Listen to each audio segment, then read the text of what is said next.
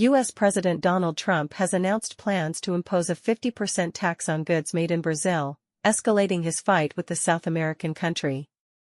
The plan was announced in a tariff letter shared on social media, accusing Brazil of attacks on U.S. tech companies and conducting a witch hunt against former far-right President Jair Bolsonaro, who is facing prosecution over his alleged role in a plot to overturn the 2022 election. Brazilian President Luiz Inácio Lula da Silva responded by stating that an increase in tariffs on Brazil would be reciprocated and warned against interference in the nation's judicial system.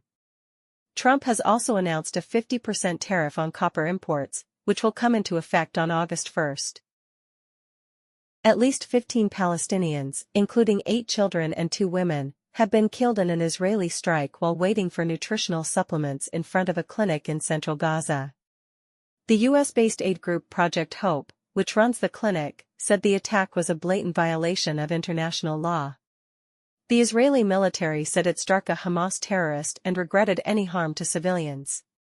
Another 37 people were reportedly killed in Israeli strikes elsewhere in Gaza, as Israel and Hamas continued talks on a ceasefire deal. Despite optimism expressed by the U.S., Qatar, and Egypt, they do not seem to be close to a breakthrough.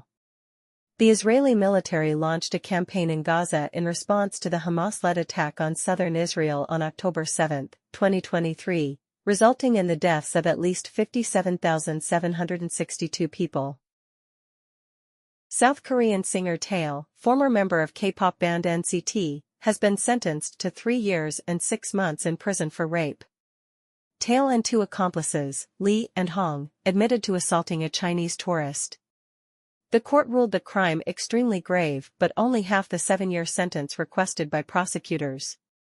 The 3 men were ordered to complete 40 hours of a treatment program for sexual violence perpetrators.